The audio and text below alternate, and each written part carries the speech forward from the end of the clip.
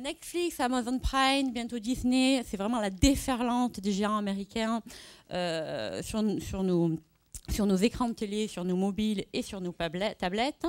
Ils contrôlent aujourd'hui les séries, ils contrôlent surtout la distribution. Ils se sont imposés avec des budgets faramineux. Je rappelle que Netflix, c'est 7 à 8 milliards de dollars par an, d'accord, comparé au budget de France Télé. Vous ferez l'addition. Et le taux de pénétration de Netflix et consorts ne cesse d'augmenter. Donc face à cette déferlante, la bataille est-elle perdue d'avance pour les Européens?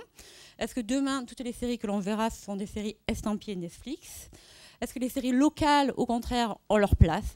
C'est les questions que je vous propose d'aborder au travers de plusieurs thèmes. Les méthodes de travail des plateformes, l'impact de Netflix pour la fiction et pour la télé en général, et les moyens de rivaliser avec les géants américains. Alors, on a la chance d'avoir 4 experts vraiment du sujet. On a beaucoup de chance. Je commence par là, par celui qui nous accueille, Takis Kandilis. Takis Kandilis, donc, qui a fait toute une carrière dans l'audiovisuel, qui connaît à la fois tout ce qui est les métiers des chaînes de télévision et à la fois la production. Il a passé 8 ans, je crois, chez Lagardère Studio. Il a commencé avant 30 ans à produire un film, c'est ce que j'avais regardé sur votre bio. Et il est aujourd'hui numéro 2 de France Télévisions. Enfin, il n'aime pas trop quand on dit numéro 2. Il est directeur général délégué à l'antenne et au programme de France Télévisions. On a également Franck Potnis. Je ne voudrais pas écorcher votre nom. De Big Light Production, donc c'est le directeur général de Big Light Production, donc lui aussi une longue expérience dans la télévision, même s'il a commencé en tant que journaliste. Il a eu 3 Golden Globes quand même, 3 Golden Globes pour X-Files, pour lequel il a été scénariste et producteur délégué. Et Big Light, il est connu notamment pour The Man in the High Castle, pour Amazon, ou encore Les Médicis, Maîtres de Florence. Et il prépare actuellement Leonardo de Vinci pour l'Alliance de France Télévisions, avec la RAI et ZDF. On en parlera. Vous m'entendez ou pas? C'est bon? Ouais. Super. On a également Laurence Esberg. Alors, Laurence Esberg, c'est la fondatrice et la directrice de Série Mania, que tout le monde connaît aujourd'hui, donc qui se déroule à Lille, qui s'est déroulé d'abord à Paris et maintenant à Lille pour la première année. Alors, Série Mania, c'est un événement majeur autour de la fiction. Il y a même 60 000 personnes à Lille cette année. La prochaine édition aura lieu en mars 2019, fin mars 2019, et Laurence a passé toute sa carrière dans la culture. Elle a commencé dans la musique et le spectacle vivant. Et enfin, Caroline Benjot. Caroline Benjot est la co-gérante et la productrice de Haut et Court. Alors, Haut et Court, c'est une société indépendante dans la production qui est à la fois présente dans les films et dans la production de séries télévision, ainsi qu'en distribution. Vous avez également 2 salles de cinéma à Paris. Et vous êtes connu notamment pour Entre les murs, pour avoir produit Entre les murs, le fameux film de Laurent Cantet, et surtout Les Revenants pour Canal+. Donc voilà, parfait. On va peut-être commencer par une bonne nouvelle. J'ai envie de commencer par les choses positives, si vous permettez. On va commencer par un peu le renouveau des séries européennes et françaises que l'on voit dans les audiences. Les audiences pour les séries françaises sont de plus en plus en hausse au détriment des séries américaines. Donc Laurence Esberg, c'est ce qu'on voit, je crois, un peu partout. Oui, bonjour à tous. Oui, c'est vrai, pendant longtemps sur les chaînes, mais vous le savez certainement, sur les chaînes européennes, la fiction américaine régnait en maître, et notamment sur les chaînes françaises, n'est-ce pas, Takis, c'était un problème. Ce mouvement est largement inversé. Les chaînes françaises, ce qui inquiète bien évidemment les studios américains, ne font plus recette de la même manière en France. Elles ne peuvent plus produire ce pourquoi d'ailleurs elles étaient très connues, les procedurals, qui étaient des séries à très long cours sur plusieurs années. Et c'est la fiction européenne qui s'est imposée sur son propre territoire, avec en France depuis 2014 la fiction française qui s'est d'ailleurs imposée en force. Ce mouvement est général en Europe. Nous étions peut-être un des derniers à rejoindre, à avoir une fiction nationale plus forte, et c'est le cas maintenant depuis quelques années.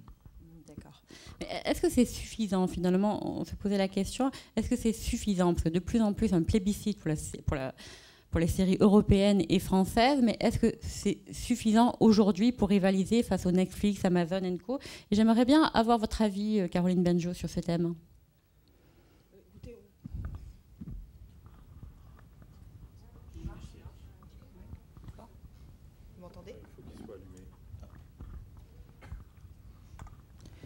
Je pense qu'on ne va pas bouder notre plaisir et notre soulagement d'avoir vu, effectivement, comme le disait Laurence, cette tendance s'inverser. Ça faisait quand même, nous qui avons été depuis un certain nombre d'années, en tout cas plus de 10 ans, à l'affût de ce qui se passait dans le monde, on avait envie que ça se passe en France et ça mettait beaucoup de temps. Donc maintenant, ça y est, on y est, on a pris du retard. La question, c'est comment rattraper ce retard, voire, et c'est vrai que c'est notre grande préoccupation à un certain nombre de producteurs de même sensibilité, c'est de prendre de l'avance.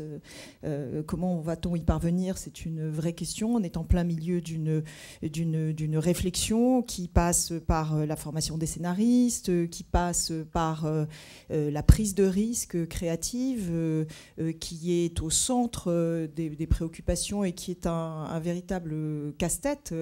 Ce sont des discussions qu'on a pu avoir avec Takis et avec beaucoup d'autres. Comment courir le risque de perdre une audience qui a été fidélisée au cours des années et qui forme le socle, en particulier du service public, en allant chercher une audience sur la base de projets beaucoup plus novateurs, beaucoup plus risqués, sans être absolument sûr de fidéliser cette audience. C'est un peu la quadrature du cercle, et je pense que c'est là que se situe le véritable chantier des années à venir. Mais les chaînes ont envie de prendre des risques aujourd'hui ou pas? Vous diriez oui ou non? Je pense que les chaînes ont envie de pouvoir bénéficier de l'atout considérable de la série qui a pris des risques artistiques et qui est devenue un succès mondial. Mais pour y parvenir, il ne faut pas avoir peur de l'échec, ou du moins il faut intégrer l'échec comme étant constitutif de cette recherche et de ce développement qui fait la force des plus grands groupes. D'ailleurs, c'est intéressant,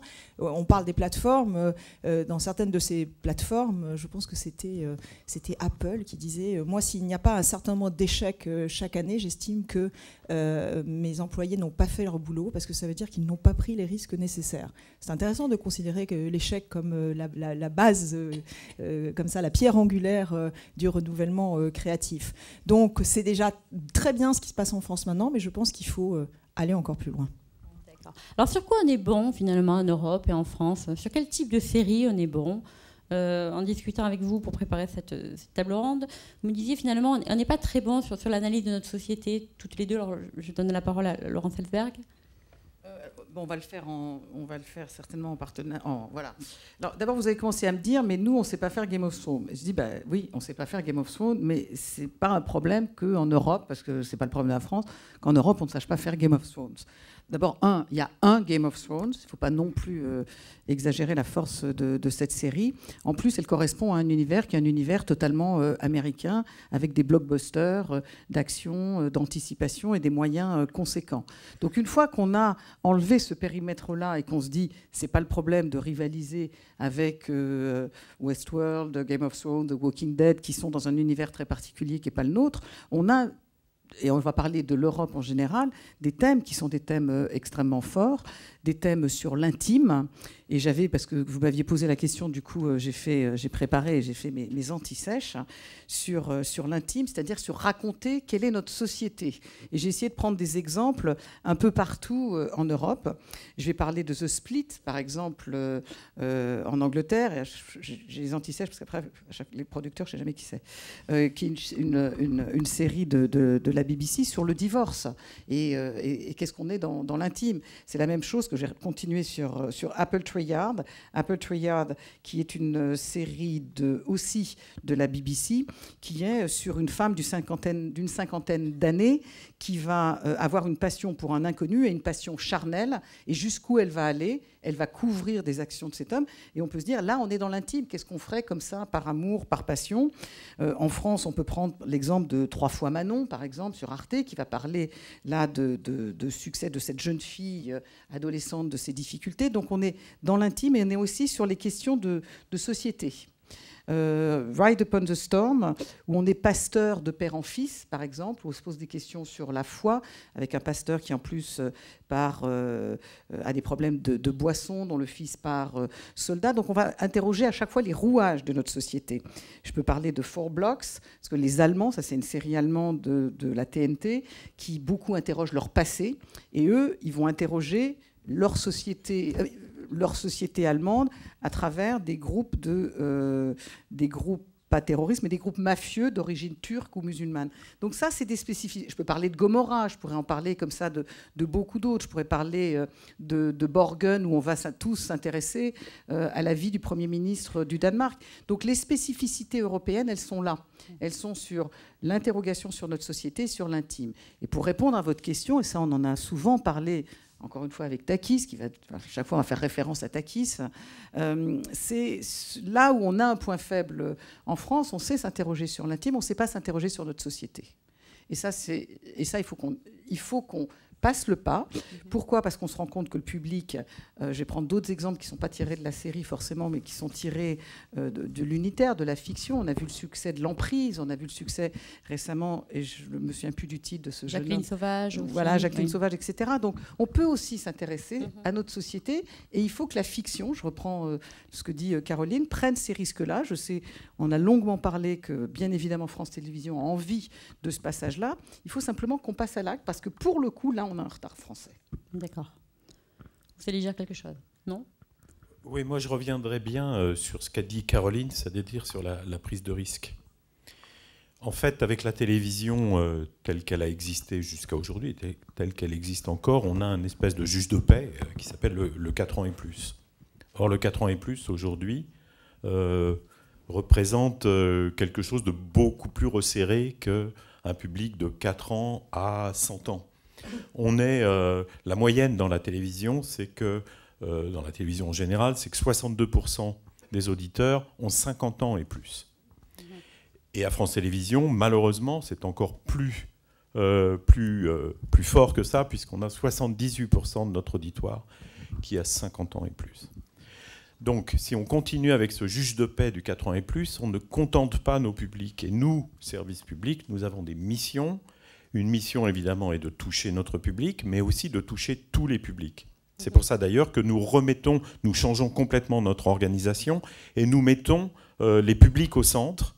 Nous avons lancé la radiographie de nos publics, savoir qui ils sont, et en face de ça, proposer des programmes, qu'ils soient d'ailleurs linéaires ou non linéaires, parce que faire une série dans l'espace comme ça et se dire qu'elle n'est réservée ou qu'elle ne peut être réservée qu'à une diffusion linéaire, c'est aussi se bloquer par rapport à certains publics qui regardent ça, mais ne pas aller toucher des publics plus jeunes, et se dire que grâce aux plateformes qu'on est en train d'ouvrir et qui vont nous permettre justement de toucher une gamme de publics beaucoup plus large, nous allons pouvoir prendre ces risques et faire, et c'est ce qu'on a décidé, des séries spécifiquement nativement numériques, des séries qui sont plutôt pour des publics âgés et des séries qui sont pour un public totalement large. À partir de là, je pense qu'on aura résolu peut-être le prisme et la prise de décision qui était traditionnellement celle des patrons d'unités de fiction, qui est de dire il faut vraiment qu'on touche, qu'on soit très puissant en 4 ans et plus. Et je pense que ça, c'est une des décisions que nous prenons et que nous mettons en place, et elle sera mise en place dès le 1er janvier prochain, qui nous permettra d'être beaucoup plus universel et finalement d'aller chercher des choses qu'on n'aurait jamais faites pour une télévision linéaire et qu'on fera de manière beaucoup plus simple sur des plateformes numériques. Que vous allez faire pour vos propres plateformes, si je comprends bien. Je ne sais pas si certains d'entre vous étaient là ce matin. C'est une conférence France Info, Les Échos en partenariat avec France TV. Et ce matin, il y avait Nicolas Taverneau, donc le patron de M6, qui disait c'est une chance qu'Antena 3, je ne sais pas comment ça se prononce, Antena 13, pardon, est vendu Casa del Papel à Netflix. Parce que au départ, c'est une série Antena 13, donc une chaîne locale espagnole, qui a vendu donc, cette série qui est un succès mondial à Netflix. Et il disait finalement, il faut être pragmatique. C'est Netflix. J'extrapole aussi ce qu'il aurait dit, mais il faut être pragmatique. L'idée, c'est que si Netflix l'exploite mieux, tant mieux. Et ce n'est pas du tout le cas de France TV, puisque vous avez indiqué arrêter de vendre des séries à Netflix. Ce matin, Delphine Ernox, donc la présidente de France TV, disait même on va arrêter de financer des séries qui sont déjà cofinancées par Netflix. Et elle disait on va même arrêter avec YouTube. Donc pourquoi finalement pourquoi vous n'êtes pas pragmatique comme M6 veut le faire?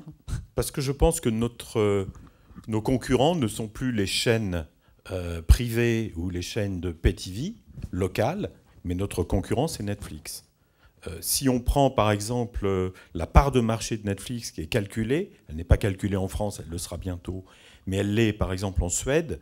En Suède, 54% de part de marché, c'est Netflix qui a 54% de part de marché. Donc on voit bien que pour nous qui sommes diffuseurs, non seulement diffuseurs, mais qui sommes les premiers contributeurs en France à la création, avec des budgets considérables, en face de nous, nous avons Netflix. Je dis en face, je ne dis pas contre nous. Et notre métier, c'est d'offrir une alternative à cette offre mondialisée qui est celle des plateformes du type Netflix, parce qu'on parle de Netflix, mais on pourrait parler de la prochaine plateforme de Disney, et on parlera certainement dans les mois qui viennent de la plateforme que veut lancer Apple. Donc, par rapport à cette offre mondialisée, on a une aubaine, une force énorme qui est le local. Le local, pour moi, c'est la série française. C'est celle qui va traiter de la problématique française, sociétale, et on doit pousser là-dessus parce qu'on doit apprendre ensemble, avec les talents, à traiter de plus en plus promptement de toutes les problématiques qui traversent notre société. Et Dieu sait s'il y en a, on est en train d'en vivre une de force importante. Et puis en plus, on a deux autres forces, c'est l'hyper-local, c'est le régional, et c'est ce que va faire une de nos chaînes qui est France 3, puisqu'on va vraiment s'établir et tripler les œuvres régionales qu'on doit faire, parce qu'aucun GAFAN ne pourra supplanter cette capacité à descendre au plus proche de la société française, et c'est l'européen. Et c'est ainsi qu'on a créé cette alliance, dont le premier film qui va sortir est justement en cours d'écriture et est consacré à Leonardo. C'est-à-dire que je pense qu'il y a une réponse européenne, parce qu'il y a une culture européenne, il y a des choses qui nous correspondent et qui nous sont proches à chacun, et que nous pouvons réagir et coproduire et monter ce type d'opération. On en parlera après justement de l'alliance. Côté producteur, finalement, Frank Pozokny, c'est quoi travailler pour Netflix, travailler pour Amazon comme vous l'avez fait? Finalement, c'est quoi les différences par rapport à une chaîne classique? Alors, j'ai envie qu'on parle de droits, de durée des droits, j'ai envie qu'on parle justement sur les méthodes de travail. Je voudrais dire d'abord, je suis complètement d'accord avec Takis. Pour moi, le plus grand problème, c'est d'attirer les jeunes. Parce que toutes les chaînes traditionnelles aux États-Unis, en France, en Angleterre, ils perdent les jeunes. Et ça, c'est la plus importante chose pour l'avenir de la télévision, de garder cette audience. Mais pour moi, travailler avec Amazon ou Netflix, ce n'est pas très différent. Les budgets, évidemment, sont beaucoup plus grands. C'est quoi un budget moyen, par exemple? Ça dépend. Ça dépend. Pour Man in the High Castle, c'est énorme. C'est plus que 5 millions de dollars. Entre 5 et 7 millions de dollars par épisode. Mais il y a des autres séries qui sont 2 millions, 3 millions. Mais c'est comme une autre chaîne. C'est pas différent, vraiment. D'accord. En termes de durée des droits, c'est-à-dire en général, on dit souvent que Netflix et Amazon prennent tous les droits et que vous, il ne vous reste plus rien. Voilà. Comme producteur, c'est différent parce qu'on vend l'émission et c'est la propriété d'Amazon ou de Netflix pour toujours. Et avant Amazon et Netflix, comme un producteur anglais, comme je suis, parce que mon compagnie est à Londres, je produis une émission et puis je le vends en France, en Angleterre, en Allemagne, et c'est à moi pour toujours. Mais avec Amazon et Netflix, je reçois l'argent et voilà, c'est fini. Oui, et d'après ce que je comprends, ils ne vous donnent pas non plus des indications sur les audiences et si ça a marché, pas marché. Oui, voilà. Non, c'est un secret. Avec Amazon et Netflix, on ne sait jamais si l'émission est un grand succès en France ou aux États-Unis. C'est un secret qu'ils gardent fortement. Alors, avec ça, c'est l'idée qu'on n'est pas... en français, je ne sais pas le mot, mais there's not a reward.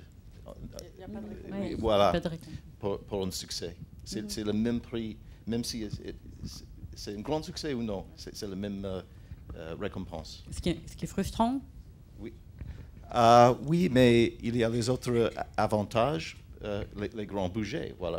Et on peut aller à Amazon ou Netflix et c'est oui ou non et voilà, c'est fini, on peut partir.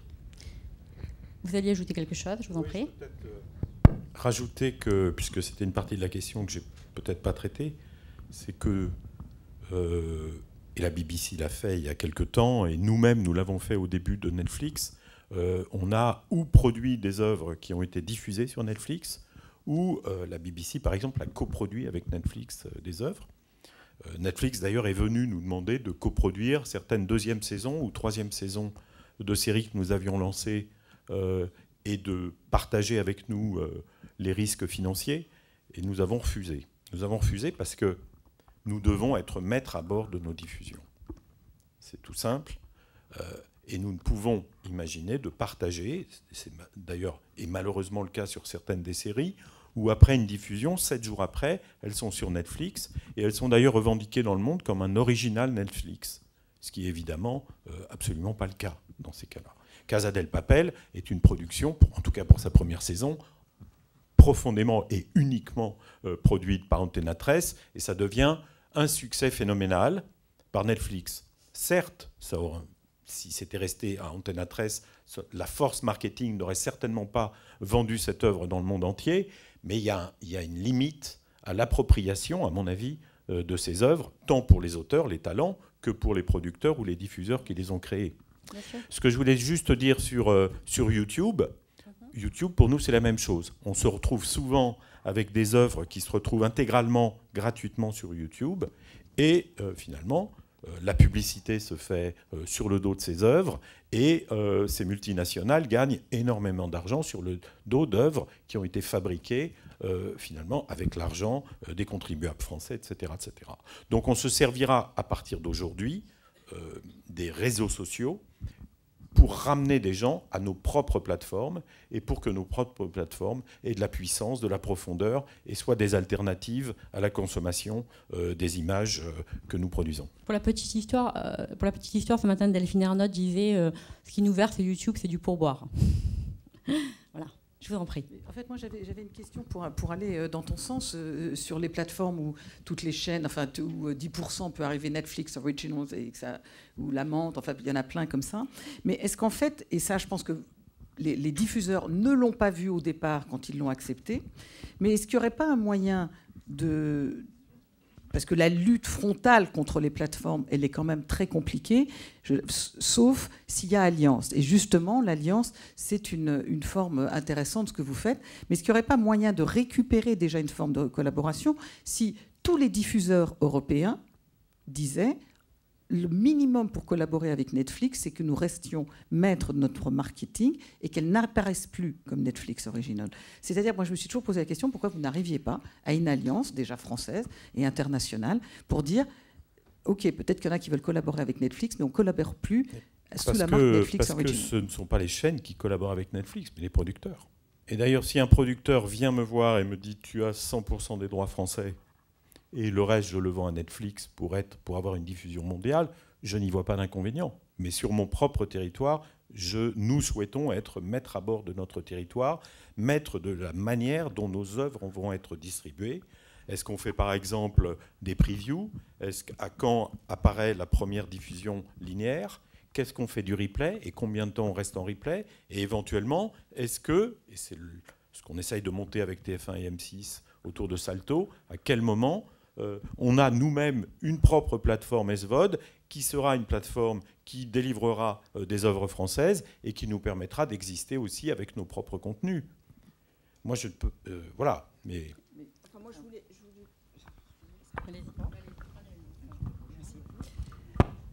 Je voulais prolonger ce que vous disiez concernant les plateformes. Ce qu'il y a de très compliqué, c'est qu'il ne faut pas que le type de démarche initiée par certains acteurs du paysage en France soit perçu comme des combats d'arrière-garde. Il est absolument évident que l'arrivée des plateformes est une chance immense pour la création, dans le sens où ça remet un petit peu de de compétition, de stimulation, d'émulation. Mais le problème, c'est que ce baiser peut aussi vous étouffer entièrement. Quand les plateformes sont arrivées en Europe, elles ont mis l'accent sur leur intérêt pour la création locale. Mais ce qui est très curieux, c'est à quel point elles ont séparé la création de l'écosystème qui donnait naissance à cette création. Son écosystème, c'est un système de production, un système de distribution, un système de droit d'auteur. Le principe de la plateforme, c'est le buy-out. Il n'y a pas de terme en France pour qualifier ça, mais en substance, ils vous achètent. En retour, vous n'avez plus accès à ce que vos œuvres peuvent rapporter. Qu'est-ce qui se passe quand vos œuvres rapportent ? C'est pas, enfin, dans le meilleur des cas, il ne s'agit pas d'enrichissement, il s'agit de pouvoir réinvestir dans la création. Ce qu'en particulier le tissu des producteurs indépendants a toujours fait. Ça sert à recréer des œuvres, à relancer des talents, qu'à terme, des groupes comme France Télévisions ou potentiellement des plateformes comme Netflix vont pouvoir récupérer une fois que nous les avons, nous, producteurs indépendants, amenés à maturation. Or, ce qui se passe, c'est qu'avec cette arrivée fracassante, extrêmement puissante, très volontariste, et sur laquelle, de toute façon, ce n'est même pas la peine de revenir, les faits sont acquis, les digues ont cédé, mais avec cette arrivée qui a très peu pris en compte cet écosystème dans sa globalité, en voulant séparer la création de ce qui la rend possible, à savoir tout ce que je viens de définir, je regrette que les plateformes se soient aussi coupées de la profession. Parce que je crois qu'il y a de grandes choses à faire avec elles. Je n'en ai absolument aucun doute et ça va forcément arriver. Alors je ne sais pas du tout quelle va être la réaction des pouvoirs publics qui ont toujours un temps de réaction un petit peu lent. Aux rencontres de Dijon organisées par l'ARP cette année, énormément de questions ont été abordées avec à peu près tout députés, sénateurs, membres du gouvernement, ministres de la Culture concernant ces questions-là. Et l'idée vraiment, c'était pas de dire le petit village de Gaulois qui va résister à l'arrivée des plateformes, c'est absurde. Ce sont des gens avec qui nous allons collaborer, ce sont nos partenaires futurs. Mais il faut que ce soit à l'intérieur d'une démarche vertueuse et qui protège la création. Est-ce qu'il y a un risque de pillage ? Est-ce que vous voyez un risque de pillage, c'est-à-dire qu'elles nous prennent les meilleures séries, finalement ? Moi, je ne sais pas s'il y a un rôle de pillage, mais pour aller dans le sens de Caroline, Caroline est très soucieuse qu'effectivement la production indépendante, qui est à la source de la création, reste là où elle est. C'est une position qui n'est pas, pour l'instant, entièrement partagée dans l'ensemble de l'écosystème de la production européenne indépendante. Comme effectivement l'ensemble des plateformes, parce qu'on parle de Netflix, mais il n'y a pas que Netflix, il y a Amazon, moi je reviens de Los Angeles, là maintenant il y a Apple qui s'y met, il y a YouTube qui s'y met, Disney. Et il y a maintenant... Disney. Il y a les grands studios qui s'y mettent aussi et qui ont compris effectivement qu'il y avait un intérêt à venir chercher des contenus, ce qu'ils appellent locaux, c'est-à-dire des contenus européens. Et dans ce cadre-là, d'ailleurs, Casa de Papel a ouvert la voie parce qu'on a vu qu'on pouvait faire un succès planétaire d'une série espagnole. Mais ce que je veux dire, c'est que bon nombre de producteurs indépendants sont un peu... voit ces plateformes comme c'est la poule aux œufs d'or. Si on peut tout de suite faire financer sa série, on a des budgets dans un premier temps conséquents, on a des délais de réponse, il faut le dire, beaucoup plus rapides que chez des diffuseurs nationaux qui ont d'autres contraintes, qui prennent plus de temps, qui ont plus d'offres, etc. Et actuellement, moi, ce que je vois, j'ai l'impression... Et c'est une fausse ruée vers l'or, mais pour les producteurs indépendants, ils ont l'impression que c'est la ruée vers l'or. Et chaque fois que j'en ai un qui m'en dit, ça y est, je viens d'avoir une série Netflix. Donc, on alimente aussi la bête, quand même. Hein. Non, c'est vrai, c'est perçu comme la classe. Takis voulait répondre, c'est perçu un peu comme avoir la classe, travailler pour Netflix. Ouais. Moi, je voudrais qu'on ne fasse pas trop d'angélisme. J'aimerais me battre avec les mêmes armes. C'est-à-dire qu'aujourd'hui... Netflix achète des œuvres qui, quelquefois, il n'a pas produites, pour des prix souvent bas. Alors peut-être les prix augmentent, mais en même temps, il les diffuse avec une rapidité et une possibilité de profondeur de catalogue absolument phénoménale. Nous sommes les premiers contributeurs, je le disais tout à l'heure, de la création en France. Nous produisons 140 soirées de fiction française. Nous avons 2 feuilletons qui sont d'une demi-heure tous les jours quotidiens, dont 270 heures de feuilletons, et en même temps, nous avons comme droit de les diffuser uniquement de diffusion hertzienne, et un malheureux replay à 7 jours, alors que nous avons financé une très grande partie de ces œuvres, si ce n'est dans la fiction, en tout cas l'argent public qui finance ces œuvres, entre le COSIP, le crédit d'impôt et ce qu'on met sur son financement, on est au-delà des 100%. Donc, et pourtant, nous n'avons pas le droit de les mettre en plateforme SVOD, etc., etc. Donc, c'est l'objet d'ailleurs de discussions que nous avons avec les producteurs en ce moment, et qui sont importantes, c'est d'adapter notre mode contractuel qui gère la relation que nous avons avec les producteurs en France, et de l'adapter aux usages nouveaux, alors que cette loi qui régit ces accords date de 85, je crois. Donc, aujourd'hui, essayons de nous battre avec les mêmes armes, et finalement, essayons aussi de faire bouger, la relation contractuelle que nous avons avec les talents, et auxquels nous tenons tout particulièrement, car nous ne faisons rien sans les talents français, qu'ils soient des talents de production, des auteurs, des réalisateurs, des comédiens, mais faisons-les évoluer pour qu'on puisse se battre à armes égales, en quelque sorte, avec les plateformes. Ça avance bien, les discussions, d'ailleurs ? Les discussions sont en cours, et j'espère qu'elles avanceront. Et je voudrais juste aussi reprendre le cas de Casa del Papel, et finalement la manière dont Netflix gère les différents pays d'Europe. En Espagne, j'avais une autre casquette, vous en avez parlé tout à l'heure, et j'étais un producteur espagnol, puisque je dirigeais une des plus grosses boîtes de production d'Espagne. Évidemment, quand Netflix est arrivé et a commencé à produire, tout le monde s'est exclamé, c'est formidable, voilà, la liberté, on va travailler pour eux, etc. etc. Sauf qu'après Casa del Papel, ils ont finalement acheté la boîte de production d'Alexandro Pina, qui a produit Casa del Papel, ils en ont fait leur studio, et ils l'ont fait parce que et maintenant il n'y a plus de production en Espagne hors cette société qui est devenue un studio. Et pourquoi ils le font à partir de là? Parce que le LATAM, l'Amérique latine, est un énorme pays qui leur permet de rayonner sur un bassin de population important. Ce n'est pas tout à fait ce qui se passe en Europe aujourd'hui, quoique, puisqu'on sait que Netflix est en train de monter un bureau, et probablement, si le marché francophone devient un marché qui leur semble suffisant, ils referont la même chose, c'est-à-dire qu'ils fabriqueront un studio qui leur permettra de posséder tous les droits et de traiter directement avec les talents. On sait qu'ils ont pris sous option un certain nombre d'auteurs en direct, avec des contrats qu'ils leur ont faits sur plusieurs années. Voilà. Je veux juste qu'on soit, comme je le disais, qu'il n'y ait pas d'angélisme, mais en même temps qu'on travaille avec les mêmes armes et qu'on puisse nous défendre notre propre spécificité. Alors, vous avez essayé de vous associer justement pour, à défaut de rivaliser, mais au moins vous affirmer face aux géants américains, créant l'Alliance, donc une alliance en coproduction européenne avec la RAI en Italie et la ZDF en Allemagne. Peut-être en 2 mots, Franck Spotnik, vous travaillez sur Léonardo de Vinci pour cette alliance. Comment ça se passe de travailler pour 3 diffuseurs est-ce que ça complique les choses? Je viens de commencer.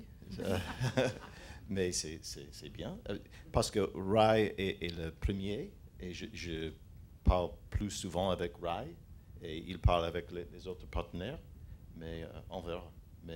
Je peux rajouter que c'est une des règles qu'on s'est données, c'est-à-dire qu'on a effectivement monté cette opération à 3, la ZDF, la Rai et nous-mêmes, et nous retrouvons tous les mois et demi, la prochaine fois c'est dans quelques jours à Londres.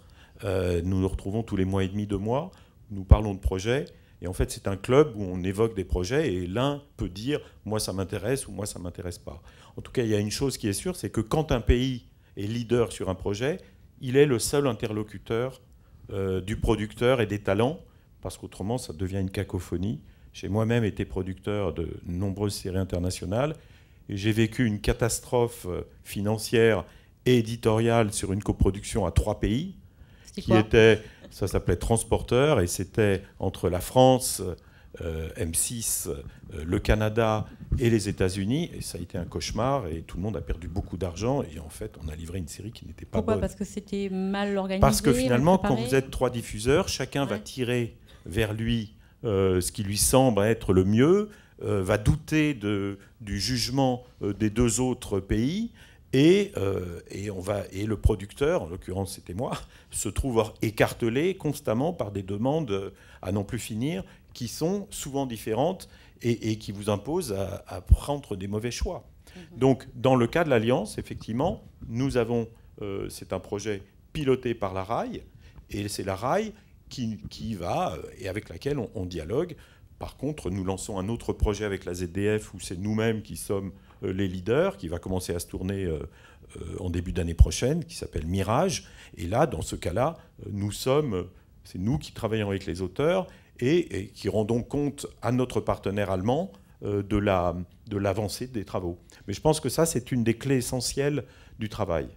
Parce que finalement, les coproductions, des fois, ça peut mal tourner, c'est comme l'expliquait Takis, mais je crois que Caroline Vanjou aussi, enfin, ça vous est arrivé de voir des coproductions finalement qui ne se passent pas très bien?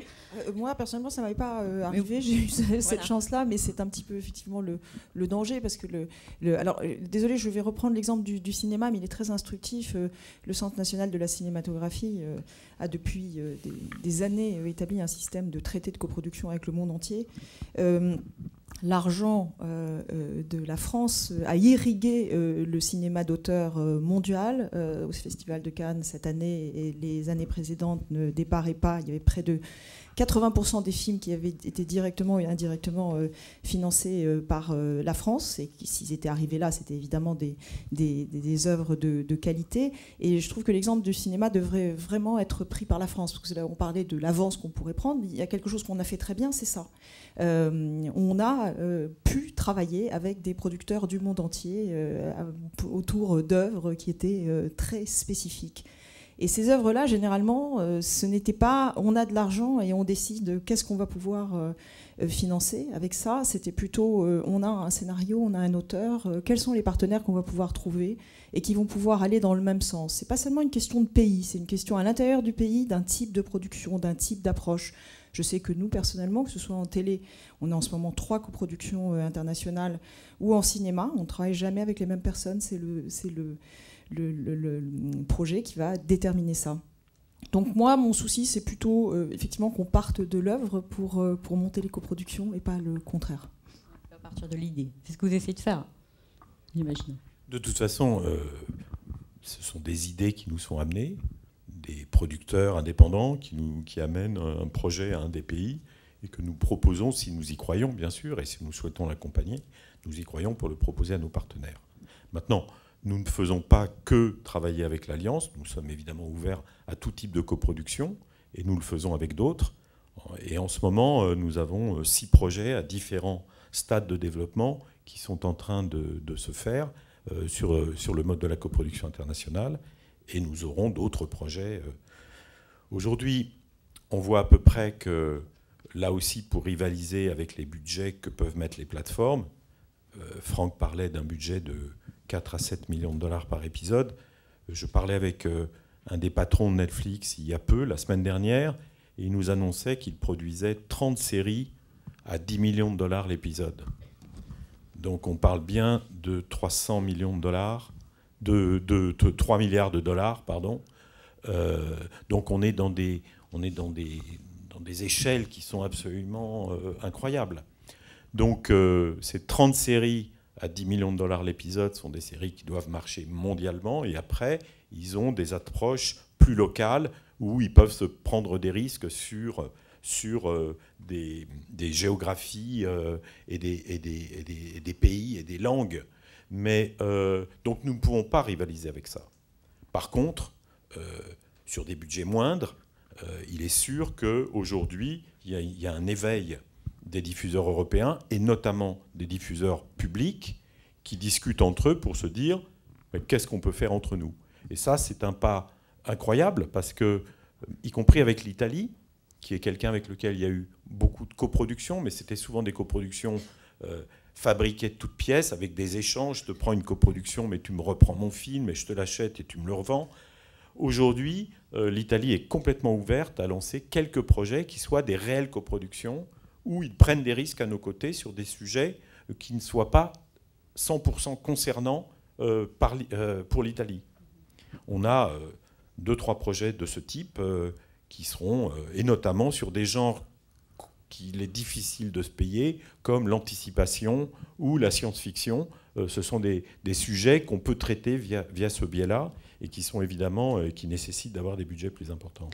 Et côté diffusion, justement, bon, vous avez lancé Salto, qui n'est pas un concurrent de Netflix, vous le répétez souvent, mais plutôt un produit complémentaire. Mais quand est-ce qu'on ira finalement vers un Netflix européen? Pourquoi ne pas essayer de vous associer avec d'autres pays pour faire de la VOD européenne, pour vous associer au-delà de la coproduction, y compris sur la diffusion?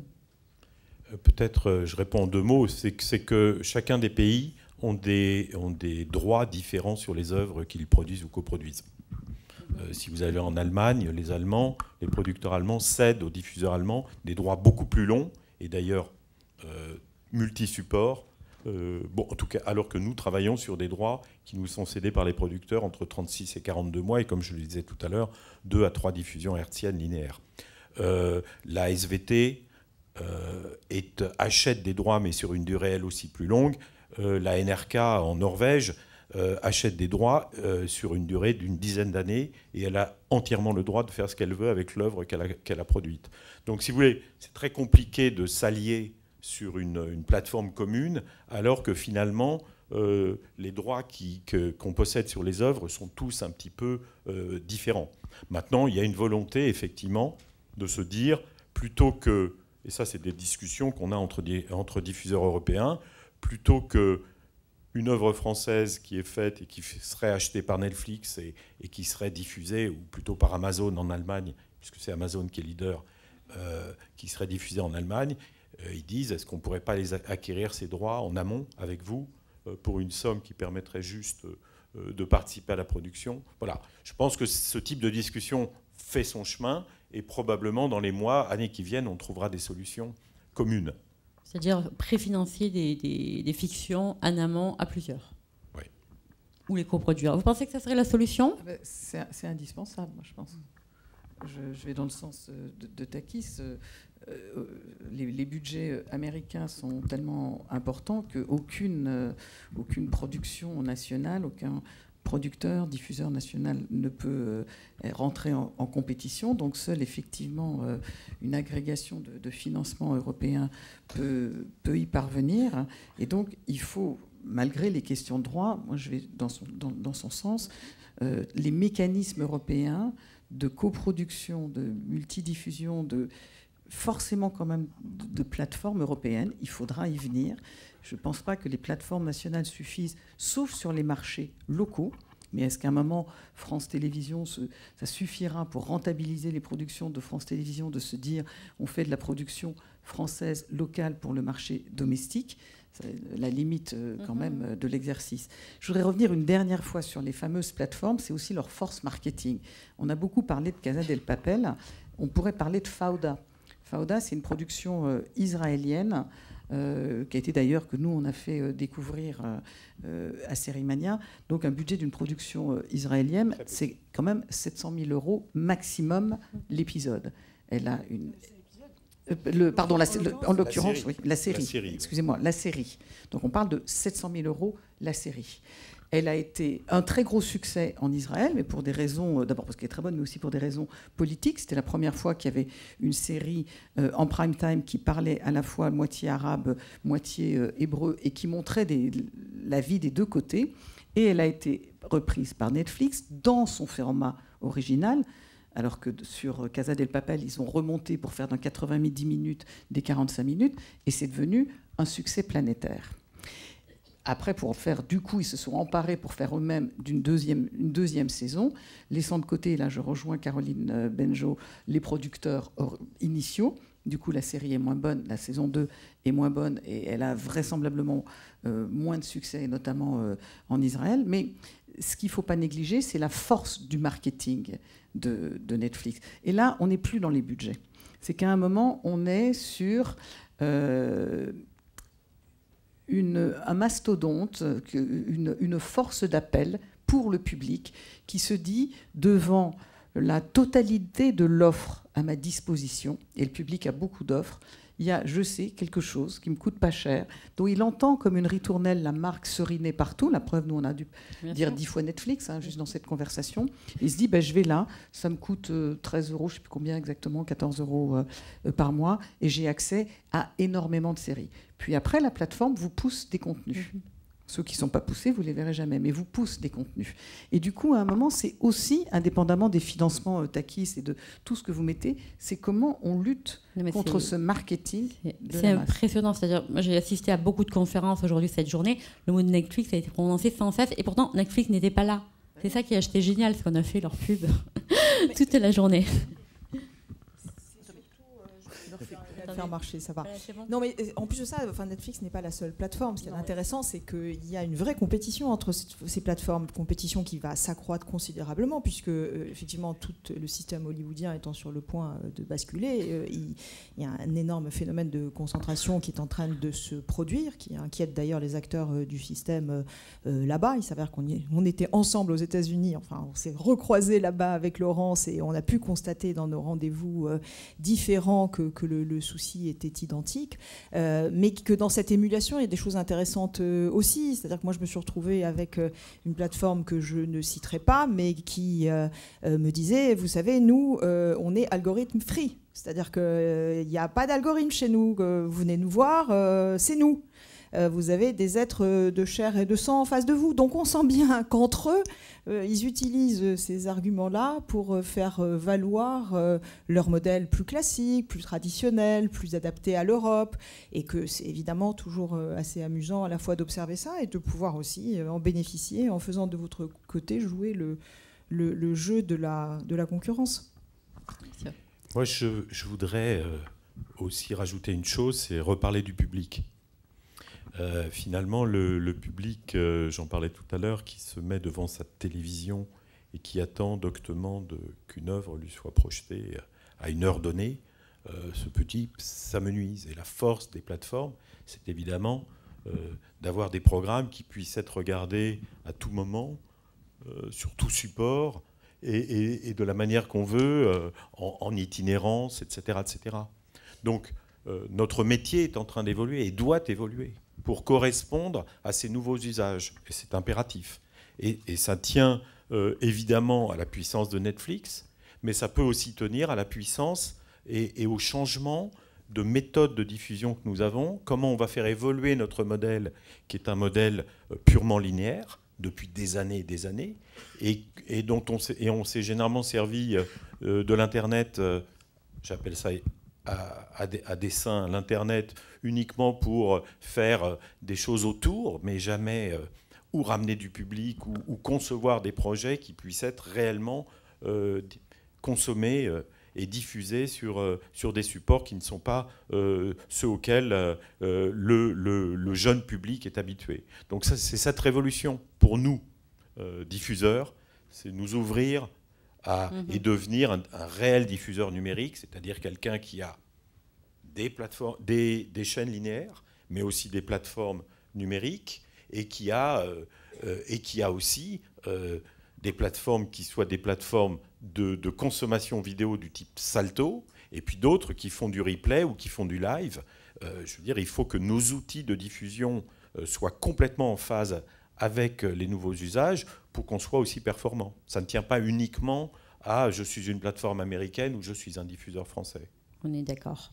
Peut-être un mot de la fin, Franck, sur la thématique qui est finalement, nous, Européens, séries européennes, comment rivaliser. Il y a un mot-clé qui vous vient, un mantra.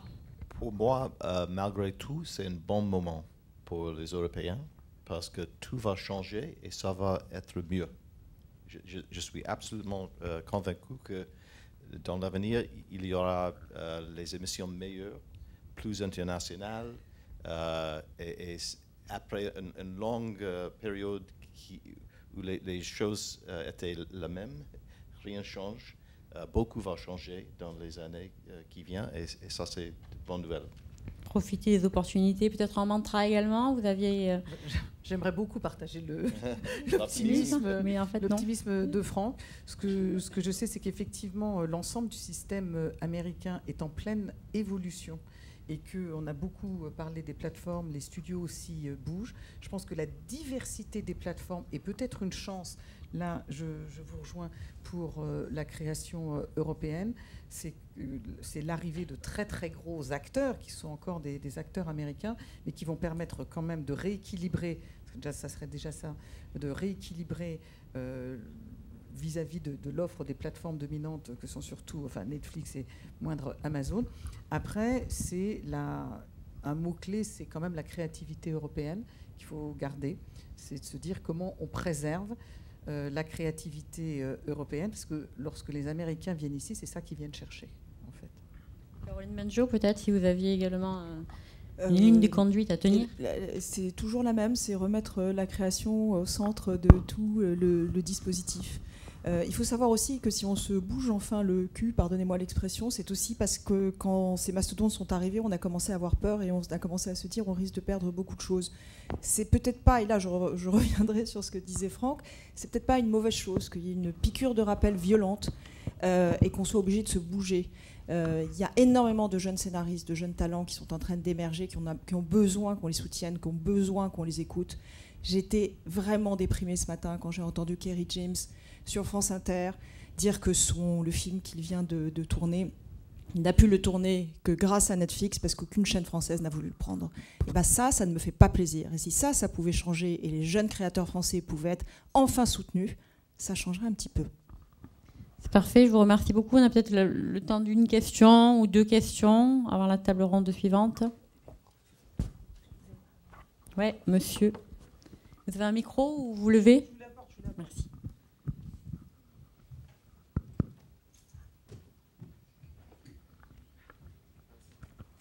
Alors bonjour, merci beaucoup pour cette intervention. Moi j'avais peut-être une question pour Takis Kandilis, peut-être plus précisément. Moi je rêve à titre personnel de rentrer dans le secteur de la télévision et d'avoir une carrière comme la vôtre.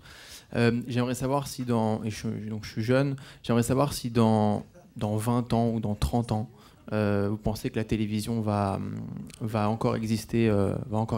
Est-ce que l'avenir de la télé, est-ce que ça va péricliter, voilà, juste pour savoir ça.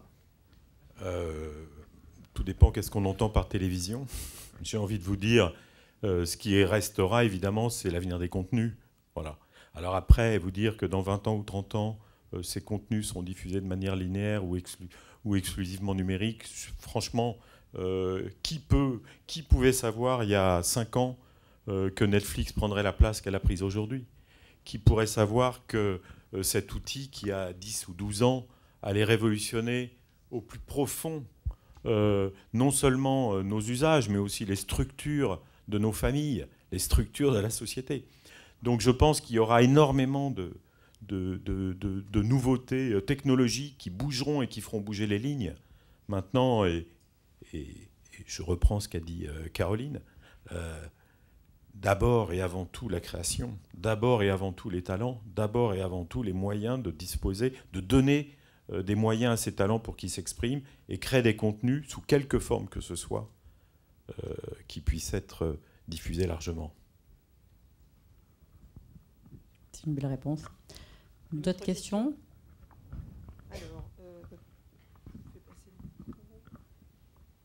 Je rappelle que Takis avait créé son premier film avant 30 ans, hein, donc allez-y. Hein. J'avais fait à moins de 17 ans, oui. Bravo. Bonjour, merci pour votre débat, il est vraiment très très intéressant. Je trouve qu'il mériterait d'être encore plus développé puisqu'il y a vraiment beaucoup à dire. Juste, je vais vous faire remarquer quand même qu'il y a 5 ans pour Netflix, je pense qu'on savait déjà ce qui allait se passer quand même. Je ne suis pas tout à fait d'accord avec vous. C'était une remarque personnelle. 5 ans, c'est une image. On en débattra si vous voulez. Je me préoccupe par rapport à l'idée de protéger la création. Justement, est-ce qu'on ne va pas passer dans une logique... enfin, en France, on a des droits d'auteur. Est-ce qu'on va rentrer dans une logique de copyright ? En fait, c'est un peu ça qui me... Je ne sais pas si vous pouvez m'éclairer, si vous avez une idée de ce qui va se profiler là-dessus. Quelqu'un veut répondre En tout cas, moi, je peux vous dire que nous sommes très, très attachés au droit d'auteur, que ce droit d'auteur, il est né en France et qu'on l'a toujours soutenu, et que justement, cette notion de buy-out dont on parlait tout à l'heure nous effraie profondément. Une œuvre, à ce moment-là, est prise comme un objet a une rentabilité qui n'est pas la problématique d'une bonne ou d'une mauvaise œuvre. Elle est de la problématique de la rentabilité d'un énorme mastodonte financière. Et on voit bien d'ailleurs que le système des algorithmes est uniquement là pour que la machine continue à se nourrir elle-même de sa croissance. Donc c'est l'inverse de ce qu'on fait. On a des gens qui sont des collaborateurs ici qui reçoivent des projets, qui en discutent, qui les accompagnent, qui les refusent souvent parce qu'on en reçoit énormément, mais qui quand même entretiennent une espèce de rapport émotionnel au projet qu'on a tous ensemble. Et je veux dire, nous y sommes nous y serons tout le temps attachés. Donc nous sommes absolument contre le copyright et le buy-out. Je vous encourage à aller voir le débat, je pense qu'il est encore diffusé sur Dailymotion, qui a eu lieu le jeudi 8 novembre au matin à Dijon, sur le copyright. Il était très technique, mais c'était passionnant. Et vous avez bien raison d'avoir du souci. Parce que, évidemment, qu'on est tous d'accord, il faut protéger le droit d'auteur, mais il est en danger. Mais je rebondis encore, pardon, après j'arrête, mais vous aviez tout à l'heure un échange où vous disiez peut-être vous avez un rôle à jouer justement de négociation avec ces plateformes. Entre producteurs, entre diffuseurs, vous avez quand même une certaine puissance et je pense que vous pouvez peut-être défendre tout ça. L'union fait la force et pour le moment, c'est pas vraiment l'union qui a régné. C'est ça, on en a déjà longuement parlé, c'est que moi je pense pour être vraiment la plateforme d'observation idéale avec Cérimania de toute la création européenne et d'avoir créé les dialogues de Lille pour que les Américains viennent discuter avec les Européens, c'est que sans union, que ce soit au niveau de la production indépendante, au niveau des diffuseurs, il n'y aura pas de solution européenne. Les solutions nationales ne marcheront pas. Et je sens et j'entends quand Takis dit on a tous des droits d'auteur différents, on a tous un système différent. En plus, nous, on a une régulation assez la plus poussée. C'est nous qui avons la régulation la plus poussée. Mais nous n'aurons pas de solution pour faire face aux différents mastodontes américains s'il n'y a pas une solution européenne. Pour l'instant, on n'y est pas prêt. Pour l'instant, il y a quand même des discussions. Enfin, voilà, on le voit. Les débats avancent. Après, le problème, c'est que c'est long. On a tous des systèmes de régulation différents. On en a parlé beaucoup, nous, ensemble, avec Caroline Benjo. On sait aussi que du côté de la production, il faut aussi qu'ils s'unissent. Parce que lorsque Caroline Benjo dit « moi, je refuse maintenant de vendre à Netflix », moi, je m'aperçois de ma position d'observateur qu'elle est rare, quoi. Tout le monde ne rêve maintenant que de... En l'occurrence, il ne faut pas évidemment dire Fontaine, parce qu'on sait très bien, je l'ai dit tout à l'heure, qu'on travaillera avec Netflix, qu'on parle avec les plateformes, que j'espère qu'il y a dans ces échanges-là le début d'une compréhension de ce qu'est notre écosystème. Mais que pour le moment, c'est vrai que les conditions ne sont pas véritablement réunies pour un moyen et un long terme. Or, le court terme n'est pas une solution. On sait très bien que notre industrie s'est véritablement bâtie sur le long terme. Donc, cette anticipation, elle est absolument fondamentale. Vous avez raison de dire qu'il y a 5 ans, ça arrivait et que les pouvoirs publics n'ont pas pris la mesure des choses. Et que c'est à un moment donné, il faut savoir aussi qu'est-ce qu'on est en train de défendre et au service de quoi. Mais je voudrais quand même rajouter, c'est que tout le monde n'a quand même pas les mêmes intérêts, même en Europe. On ne peut négliger que l'arrivée de ces grosses plateformes américaines sur le territoire européen, désireuses d'acquérir des contenus européens et de les produire, est quand même une chance et une opportunité, parce que nous avons... Pour l'ensemble de l'écosystème de la production européenne. Alors, je ne vais pas parler des conditions, et on vient de parler des conditions qu'ils appliquent, mais très clairement, on crée plus, on produit plus, en Europe aussi, depuis l'arrivée de ces plateformes. Ce sont des débouchés de production. Donc, bien sûr que certains y sont intéressés. Je voudrais quand même apporter un bémol à ça. On dit qu'en France, Netflix a environ 4 millions d'abonnés. 13% de taux de pénétration, oui. 4 millions d'abonnés. Ça coûte 10 € par mois, on va dire, le prix de base. Ça fait 40 millions par mois. Et ça fait 480 millions, 500 millions par an.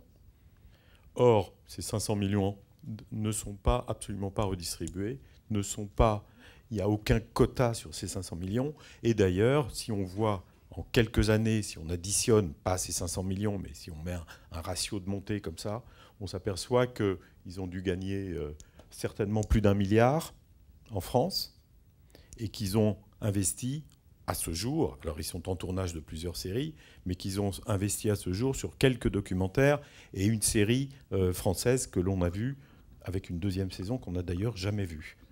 Donc, qui s'appelle Marseille. Et je pense qu'il ne faut pas se leurrer. Je ne suis pas un combattant parce que je consomme Netflix comme vous. Hein. Je suis un amoureux des séries et il y en a énormément que j'adore là-dedans. Donc, mais je le prends froidement. Ça sert à faire des abonnés. Et les accords qu'ils ont passés avec quelques producteurs sont des accords politiques, qu'ils jugent comme des accords politiques. Ils ont besoin de montrer qu'ils font des choses avec les Français. Ce qui leur importe, c'est pas de faire des choses avec les Français, c'est d'avoir des abonnés et de monter la base abonnée. Donc il ne faut pas se leurrer. Le jour où ils auront une base abonnée suffisante et une pénétration suffisante sur le marché, ils arrêteront de coproduire ou de produire des œuvres parce que leur intérêt, c'est d'avoir une œuvre qui se vend sur 150 millions d'habitants et 200 millions quand ils auront 200 millions d'abonnés. Voilà. C'est comme ça, c'est ce qui s'appelle le capitalisme et l'impérialisme, et ça ne changera pas. Je vous laisse répondre rapidement parce que je vais mettre du temps et il y a notre débat. Ce que je trouve embêtant, c'est qu'on n'a pas arrêté de parler de plateformes mondiales. Or, en réaction aux plateformes mondiales, il y a énormément de plateformes régionales, voire nationales, des plateformes nordiques, des plateformes américaines, qui, à mon sens, sont d'excellents partenaires potentiels pour les acteurs traditionnels en France, et qu'on met toujours les plateformes dans le même sac. Ce n'est pas vrai. Enfin, ce sont des entités qui sont différentes, qui ont des approches différentes, et que cette diabolisation de Netflix semble gagner absolument tout le système. D'une part, elle est excessive, il faut considérer que ça peut être des interlocuteurs, et d'autre part, les plateformes sont des partenaires. On prend Viaplay, on prend Hulu, ce sont des gens qui font des choses énormes en ce moment, qui interviennent à beaucoup de niveaux dans des productions européennes et mondiales, et il ne faut pas les sous-estimer. Parfait, merci, ça sera le mot de fin. Merci beaucoup. Merci.